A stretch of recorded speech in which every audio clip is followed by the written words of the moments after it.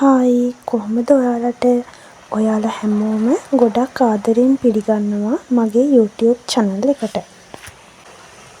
ඉතින් අද මම අරන් ආවේ වෙනස්ම වීඩියෝ එකක්. ඉතින් ඔයාලා කාට හරි හිතෙන්න පුළුවන් තනියම මම කොහොමද බේකරියක් කරන්නේ කියලා. සමහර අය මගෙන් අහනවා කොහොමද අක්කේ කරන්නේ, ක්ලාස් ගියාද? ඉතින් ওই වගේ දේවල් මගෙන් අහනවා. ඉතින් ඒකට උත්තරයක් දෙන්න තමයි අද මම වීඩියෝ එක අරගෙන ආවේ. ඉතින් වෙනදා වගේම මම කඩේට දාන්න පාන්, එතකොට රෝස් පාන්, ඒ දේවල් ටික හදලා බේක් කරලා කඩේට දැම්මා. ඒකේ වීඩියෝවක් තමයි ඔයාලට මේ මම පෙන්නන්නේ. ඉතින් ඒ අතරම මගේ කතාවත් ඔයාලට කියන්න ඕනේ කියලා හිතුණා. ඉතින් ඉස්සෙල්ලාම එයයි මමයි එකතු වෙලා බේකරියක් පටන් ගත්තා. නමුත් අපිට ඒක දිගට කරගෙන යන්න බැරි වුණා. මූල්‍යමය වශයෙන්, ආර්ථික වශයෙන් අපි දෙන්න ගොඩාක් වැටුණා. ඉතින් ඊට පස්සේ එයා තීරණය කරා රට යන්න. ඉතින් එයා රට ගියාට පස්සේ බේකරිය වහන්න බෑනේ. මොකද අපි බඩු අරගෙන, oven machine අරගෙන ඉතින් අපරාධනේ. ඒ නිසා මම ලංකාවේ ඉඳන් මම බේකරිය කරන්න පටන් ගත්තා.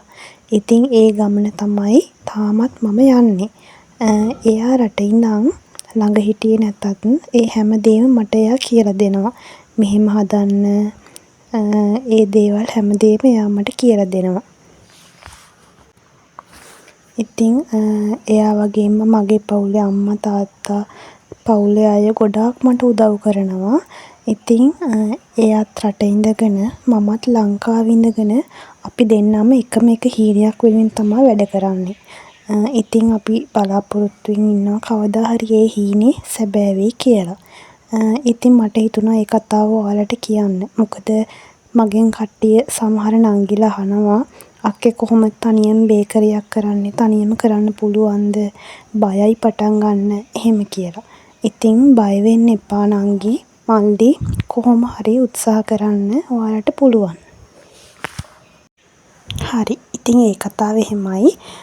දැන් මම මේ ඔයාලට පෙන්නන්නේ මම එදා බර්ගර් ටිකක් හදාගත්තා. ඒක වීඩියෝ නම් කරේ නැහැ. මොකද හදිස්සියෙන් මම එදා ඒ වැඩ ටික කරගත්තේ. ගෙදර ඔය තියෙන සෝස් වර්ග, ඔතන මම සෝස්, ටොමැටෝ සෝසුයි මයෝනිසුයි තමයි එකට දාලා බර්ගර් එකේ ගෑවේ. එතකොට අර කලින් දවස් මම පුඩ් සිටියට ගිය වෙලාවේ චිකන් බර්ගර් වලට දාන අර මැද්දට දාන ඒ පෙති පැකට් එකක් ගෙනාවා. ඒවා එතකොට ලූණු, තක්කාලි, සලාද ඔය ටික තමයි මම පිරවුම් විදියට පාවිච්චි කරලා බර්ගර් එක හැදුවේ.